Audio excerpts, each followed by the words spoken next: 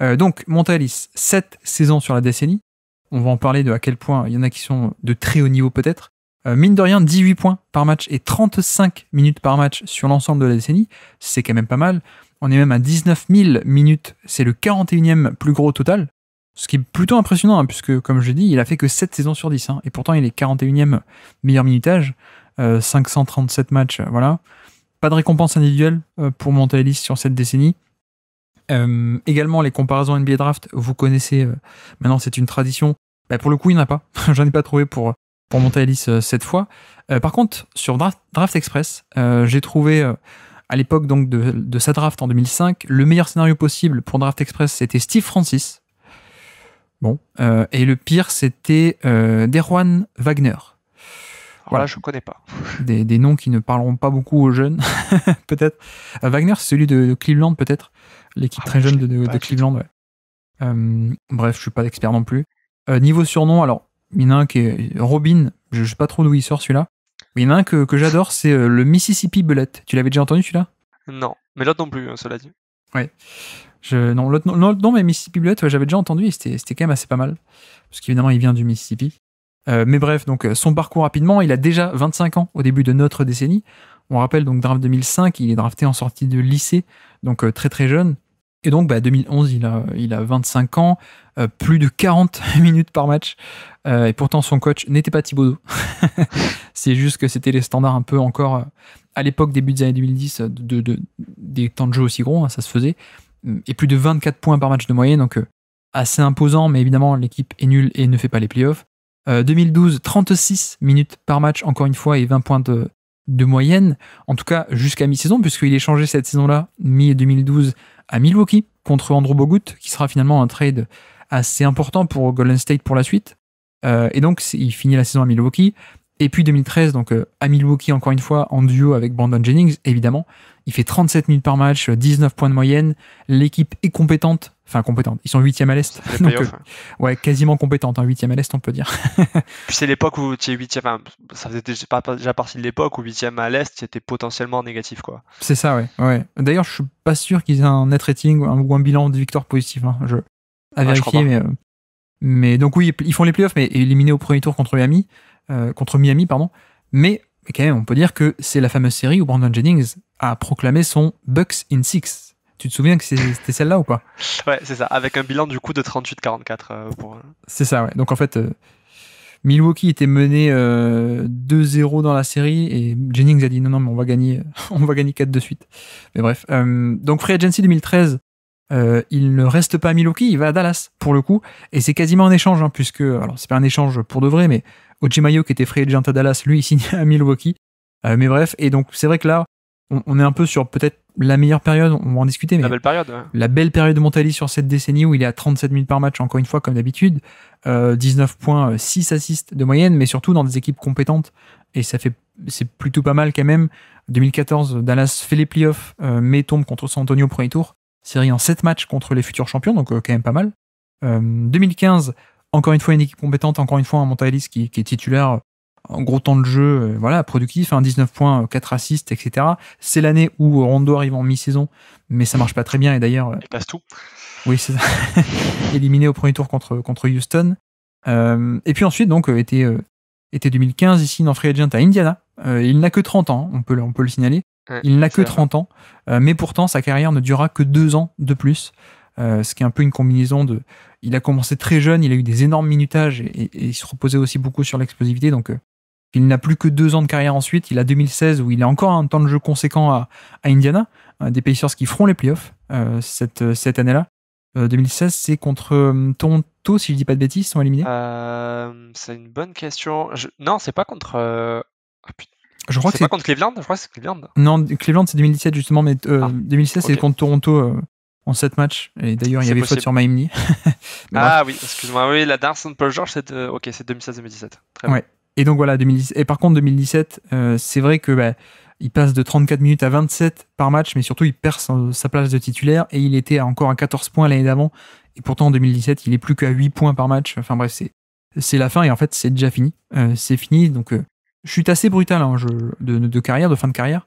Donc voilà un peu pour sa décennie. Pour te lancer, c'est vrai qu'il y a non seulement peut-être un petit manque de longévité, on peut dire, sur cette décennie, mais il y a aussi le vrai problème, c'est de finalement quid de sa vraie valeur sur ces rôles-là, et malgré des stats brutes assez impressionnantes.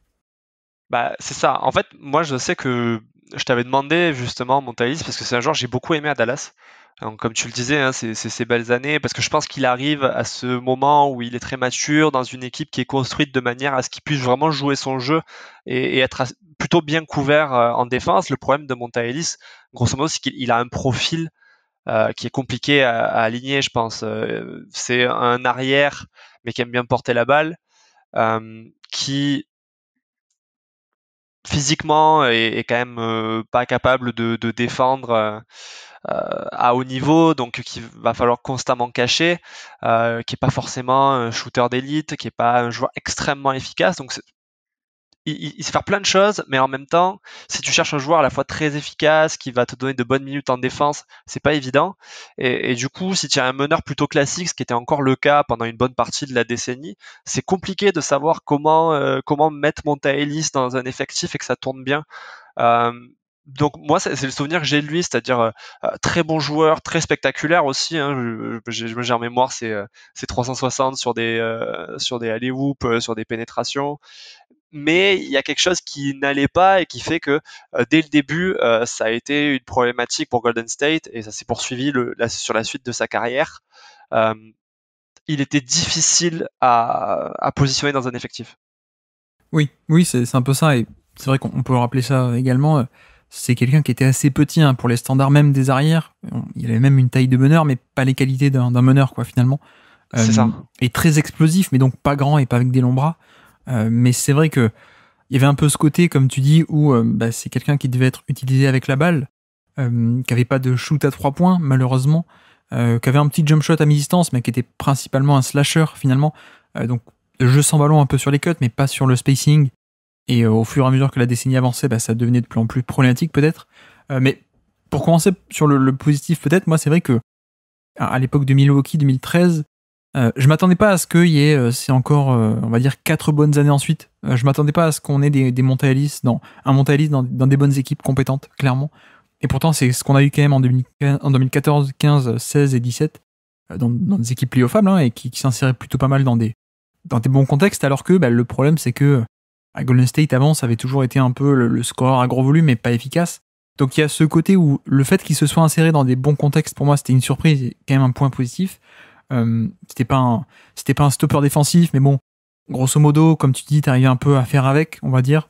Notamment à Dallas où t'avais quand même un bon groupe défensivement, même si avoir Dirk Nowitzki en 2014 et Monta Ellis, ça devait pas être évident, mais grosso modo ça marchait plutôt pas mal, quoi. Oui, bien sûr.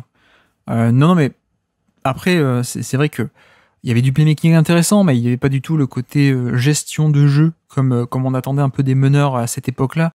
Le côté sous contrôle, etc., ça y avait pas, mais il y avait du playmaking intéressant, quand même. Il fait la décennie, il est à 5 à 6 de moyenne sur la décennie, c'est quand même beaucoup pour un arrière dans les années 2010. Et c'est aussi ça un peu qui le sépare de certains profils qu'on a dans la liste ou dont on a déjà parlé, des J.R. Smith ou des Rudy Gay, même Rudy Gay n'a pas du tout ce playmaking. Donc ça, c'était quand même positif, je trouve, chez Montaïs. Ce côté un peu porteur de balle, pas principal, parce que sinon t'as une très mauvaise équipe, mais secondaire. Et d'ailleurs, c'est pour ça, je pense qu'il a bien marché du côté de Dallas, avec un système où Rick Carlisle sait mettre en valeur plusieurs porteurs de balle en même temps sur le terrain. Mais bref, après c'est vrai que pour le point négatif, alors on l'a dit, pas de shoot à 3 points, donc pas trop spacing, et même sur son scoring en lui-même, c'est quelqu'un qui a toujours été en dessous de la moyenne sur cette décennie. C'est ça, et moi effectivement, j'avais pas ce souvenir-là, tu vois, j'avais le souvenir d'un joueur effectivement pas efficace à Golden State en début de décennie et à Milwaukee ensuite. Mais par contre, dans ma tête, à Dallas, c'était plutôt très correct et au-dessus de la moyenne. Et en fait, c'est vrai qu'en me replongeant dedans, je me suis dit, en fait, pas du tout, quoi. Pas du tout. On est plutôt dans les tiers du bas plutôt que dans les tiers du haut, quoi. Disons que sa valeur à Dallas, c'était peut-être la percussion et le dynamisme qu'il pouvait apporter sur ses pénétrations et sur son mouvement, etc. Et peut-être avec le playmaking ensuite pour débloquer des situations. Mais sur le scoring en lui-même, comme tu dis, j'avais aussi un meilleur souvenir, sauf que les chiffres sont assez formels. Il fait alors pas 10 ans parce qu'il fait que 7 ans, mais il fait 7 ans en dessous de la moyenne, toute la décennie en dessous de la moyenne NBA au niveau de l'efficacité au scoring individuel. Et c'est quand même dommage pour un joueur qui est autour des 28% d'usage, donc quand même un volume assez important. pas non plus de superstar, mais un volume assez important, d'être à ce point pas efficace et même carrément en dessous de la moyenne, c'est quand même dommage, quoi. Donc c'est un peu dommage. Et puis l'autre problème, c'est peut-être aussi les playoffs. Je sais pas ce que t'as noté là-dessus, mais moi j'ai vu qu'il fait 5 fois le premier tour, 900 minutes à peine, 145e total de la décennie, et à peine 27 matchs de playoffs. C'est l'autre problème aussi, c'est que oui, il s'est inséré dans des équipes qui étaient compétentes. Après, il n'était pas non plus dans des équipes d'élite parce qu'il pouvait peut-être pas exister dans ce genre d'équipe. Bah, en fait, c'est là que c'est compliqué parce que équipe compétente, par exemple, je trouve que oui, équipe compétente à Milwaukee dans la mesure où il va en playoff, mais quand tu regardes le bilan, en fait, tu te rends compte que c'est une équipe qui, dans une NBA un peu mieux équilibrée entre l'Est et l'Ouest, n'aurait pas dû faire les playoffs. Ouais. Et d'ailleurs, j'ai le souvenir d'une équipe des Bucks où on avait ce duo d'arrière qui n'était pas forcément très facile à agencer ensemble avec Brandon Jennings et Monta Ellis, et autour on avait de bons role players, mais ça dépassait pas ce statut-là.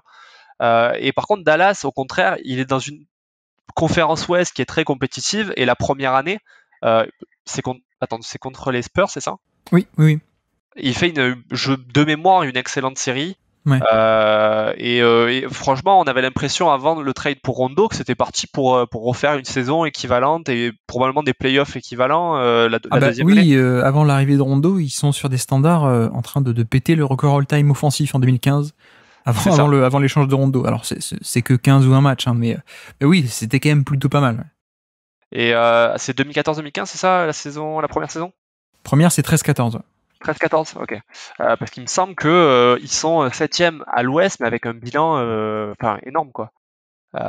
Ouais, Oui, ils sont à 60% de victoire en étant 8e. Donc, oui, tout à fait. 2014, c'est la fameuse année où Phoenix fait pas les playoffs avec 48 victoires. C'est ça. Et ça. Eux les battent Phoenix sur le dernier match de la saison, qui était un match crucial pour aller en playoff. Mais oui, c'était une année où c'était hyper dur. Mais tu veux dire que c'est pas pareil de faire 8e à l'Est avec Milwaukee ou 7e ou 8e à l'Ouest, finalement, dans ces équipes de Dallas, quoi. Bah, c'est juste que du coup, dire équipe compétente pour Milwaukee, je trouve que c'est gentil. À l'inverse, oui. En fait, c'était compliqué de passer un tour à l'Ouest à l'époque. Et il a failli le faire en étant la première option offensive, je pense quand même. Hein. Je pense que Dirk était encore pas mal à l'époque, si je dis pas de bêtises. Mais Oui, ouais, il est encore costaud, mais bon, Montaïs porte quand même, je pense, c'est le principal porteur de ballon sur pas mal de séquences. Ouais. Et de mémoire, il sort quand même de belles performances sur les matchs décisifs. Donc c'est vrai que je me dis, c'est un joueur qui, dans des équipes construites comme cette équipe Dallas pendant peut-être 4-5 ans, aurait pu passer des premiers tours. Bon, ça n'a pas été le cas, hein, mais... En fait, j'ai un peu du coup le souvenir, enfin, je vais garder le souvenir de quelqu'un qui, alors je sais pas si non plus, mais certaines stats un peu all-in-one disent, bah ouais, l'impact global, c'est sympathique, mais pas plus, quoi. Enfin, c'est... Et je pense que je vais garder un peu ce souvenir de l'attaque. Oui, c'est sympa, et dans des bons contextes, il peut apporter certains trucs, mais cette efficacité, enfin, ce manque d'efficacité, c'est un peu pénalisant. Et en plus, quand tu rajoutes la défense où il est soit neutre. C'est pas terrible. Ouais, c'est même moins que neutre, hein, je pense. C'est ça, voilà, il est entre négatif et neutre pour être gentil. Ce qui fait que l'un dans l'autre, entre l'attaque pas efficace et la défense un peu problématique, finalement, ça donne pas un impact global qui était si grand que ça, quoi, malheureusement. Donc c'est un peu dommage. Ouais. C'est ça. Je pense que c'est pour ça qu'on a retenu Dallas, parce que c'était sympa. C'était un groupe qui était sympa, et Monta Ellis c'était un des visages de ce groupe-là. Ouais. Mais c'est vrai que quand on revient en arrière, on se dit, ouais, en fait, c'est vrai que c'était sympa esthétiquement, c'était sympa dans l'esprit, mais finalement, c'était pas un gros joueur, quoi. Mais comme je te dis, moi, déjà, rien que d'avoir fait 2 ans à Dallas compétent et à Indiana, pour moi, c'est déjà une victoire parce que je m'attendais pas à ça après Milwaukee, quoi. La vision de Monta Ellis qu'on a aujourd'hui est peut-être meilleure que celle qu'on avait quand il était à Golden State, quoi. Où il y a vraiment pourtant, Golden State, il y avait un vrai duel, puis il y avait beaucoup de gens qui étaient pas forcément pour mettre Curry en avant devant Monta Ellis, il me semble. C'est vrai, mais bon, est-ce qu'il fallait les écouter? Non, ça, a priori, il fallait pas les écouter. Mais du coup, je pense qu'il avait quand même eu beaucoup de gens qui appréciaient son jeu, que c'était spectaculaire. Oui, tu t'en parlais, il avait un côté style très sympathique aussi, quoi. C'est ça. Comme les gens aimaient beaucoup J.R. Smith, alors que bon. Oui, bon. Effectivement. Alors du coup, au niveau classement, est-ce que tu es allé jusqu'à le mettre avec J.R. Smith ou un peu plus haut? Ou est-ce qu'on je l'ai mis plus haut. Ouais. Mais en même temps, voilà, c'est là qu'on arrive à quelque chose de compliqué, parce que je trouve qu'Harrison Barnes, c'est dur, quoi. C'est parce que je trouve que c'est un joueur complet, moi, Harrison Barnes. Et du coup, de le voir aussi bas, je me dis, mais où je mets Monta Ellis? Je pense quand même que je le mettrais au niveau de Ty Lawson. Ouais, je l'avais exactement là moi aussi. Alors pour devant, derrière, moi je le mettrais quand même derrière Ty Lawson. je l'avais mis aussi. Non, je l'avais mis exactement derrière Ty Lawson également. Ok, bon, Donc bah, on ça est va. pile d'accord sur le classement. Alors pour dire un peu, hein, comme on a pas mal de noms et que les gens n'ont pas le classement sous les yeux comme nous, je vais rappeler Comme la nous, fin du ouais. classement. On a Ty Lawson 29, Roy Hibbert 30, PJ Tucker 31, Harrison Barnes 32, J.R. Smith 33 et après Beverley et notre chouchou Aminou en 35. Ouais, c'est vrai que...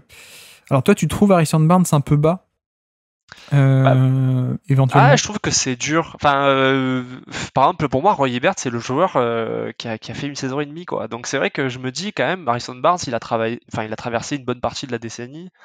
C'est pas un grand joueur, mais c'est un joueur qui est compétent et qui a quand même des grosses minutes. Et du coup, je trouve que c'est un peu l'étalon. C'est-à-dire qu'en dessous, il y a les joueurs où on se dit, bon, est-ce qu'ils doivent vraiment être là à la fin quand on aura fait les 100 joueurs? Et lui, je me dis, il y a des joueurs devant lui. Est-ce qu'ils ont plus de valeur dans un effectif, en fait? Le truc avec Harrison Barnes, c'est que... tu vois, je me dis, bah, finalement, il a pas mal d'années à Dallas. Bah, d'ailleurs, lui aussi à Dallas, en tant que scoreur inefficace, un peu comme Montalis. Alors, peut-être avec moins d'impact, hein, parce qu'il n'y avait pas le playmaking et tout clairement. ça. Mais en même temps, à côté de ça, il a un truc que Montalis n'a pas, c'est 3 années de role player valuable qui est sur le terrain en playoff et même en finale, quoi. C'est ça. Du côté des Warriors. Donc, ouais, peut-être qu'éventuellement, il faudrait faire un swap Roy Hibbert, Harrison Barnes à l'avenir. En tout cas, sur Montalis, on est à peu près d'accord qu'on le met derrière Ty Lawson, Ouais, à peu ouais, près dans cette zone-là. c'est ça. Moi, Ty Lawson, il y a quand même 3, bah d'ailleurs, on l'a fait avec toi, 3-4 Ouais, années on en l'a tant fait. qu'initiateur de très bon niveau, qui avait ses limites, mais je pense pas que Montalis a jamais eu cette importance-là dans une attaque. Non, effectivement, d'ailleurs, c'est pour ça qu'on disait Ty Lawson, les années où ça marche à Denver, c'est soit la première option, soit c'est une première option qui s'est très bien adaptée à ses coéquipiers, et du coup, ça glisse très bien. Alors que Montalis, il y a un côté, c'est compliqué à le mettre dans un effectif et que ça fonctionne. Il y a que Dallas qui a réussi, en fait, pendant 2 ans, quoi. Ouais. Ok, alors on va mettre Montalis là et on réfléchira pour Roy Hibbert, Harrison Barnes plus tard, effectivement, à tête reposée. Ok, je note ça. Donc là, il s'insère autour de la 30e place, du coup. Et donc, petit quiz pour finir. Ah, j'avais Tu oublié ça. connais la tradition. Ouais, mais je me suis fait surprendre. T'avais été pas mal hein, sur la première fois que t'étais venu. Merci. Alors, je voulais faire un kické sur le terrain. Enfin, on fait un kické sur le terrain, mais il y avait plusieurs buzzer beaters assez intéressants de Montalis. Il y en a un avec Dallas contre Portland, il y en a un contre Houston, un peu improbable, sur un pied à 3 points, quand il était avec Milwaukee. Mais j'ai choisi un buzzer beater qui met quand il est avec Dallas contre Milwaukee, justement. Nous sommes le 4 décembre 2014.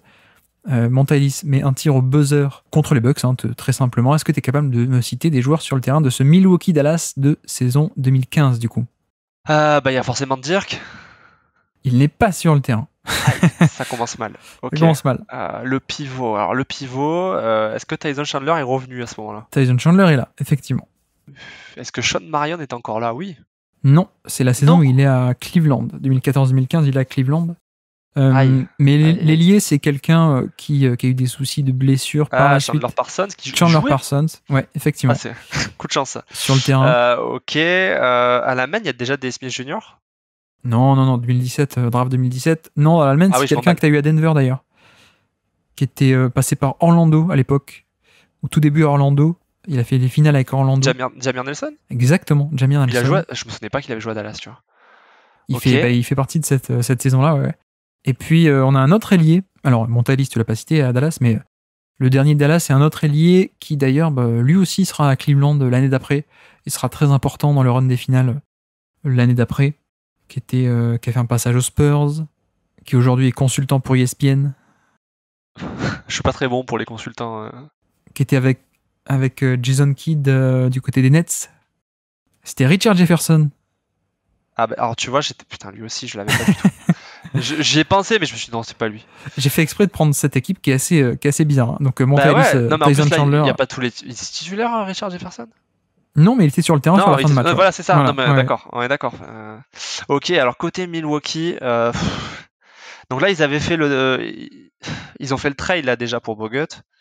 Oui, ah oui, on est saison 2015, 2014-2015. Ouais, j'ai du mal à le positionner là. Il y avait pas Brandon Knight. Brandon Knight est là, effectivement. C'est la première année de Jason Kidd d'ailleurs au coaching. Ouais. Hein. Non, mais elle était horrible cette équipe. Larry Sanders. Larry Sanders, non, pas sur le terrain. mais dans l'effectif, ouais. Ok. Ilyasova. Toujours là, mais non, pas sur le terrain. Normalement, c'était. Ouais, d'accord, ok. Bah, d'ailleurs, on en a parlé. L'arrière, c'est quelqu'un qui est passé de Dallas à Milwaukee. Indice ketchup. Ah bah Oji Mayo, bah oui, Oji Mayo, tu l'as dit, excuse-moi. Donc Brandon Knight, Oji Mayo, l'ailier. Alors on a 2 ailiers. On a c'est Mbamute non. Mbamute est dans tous mes quiz, mais là il n'y est pas. On a un ailier qui était passé par Phoenix, qui ensuite a été le vétéran des jeunes à Brooklyn plus récemment, qui a débuté à Phoenix, qui aujourd'hui... où est-ce qu'il est aujourd'hui? Je crois qu'il est assistant coach. À Dallas d'ailleurs. Il est assistant coach à Dallas, si je dis pas de bêtises. C'était Jared Dudley. Ah ouais, d'accord, ok. L'autre ailier... tu me l'avais déjà sorti la dernière fois et j'avais été incapable de le trouver. L'autre ailier, tu le connais puisqu'il est encore ailier à Milwaukee. Encore ailier à Milwaukee. Chris Middleton? Oui, Chris Middleton sur le terrain. Et le pivot, c'est quelqu'un qui a blessé Kawhi Leonard à la cheville sur un match de playoff. Ah, Zaza Pachulia. Zaza Pachulia. Donc voilà pour ces 2 belles équipes sur le terrain. C'est une catastrophe. Hein.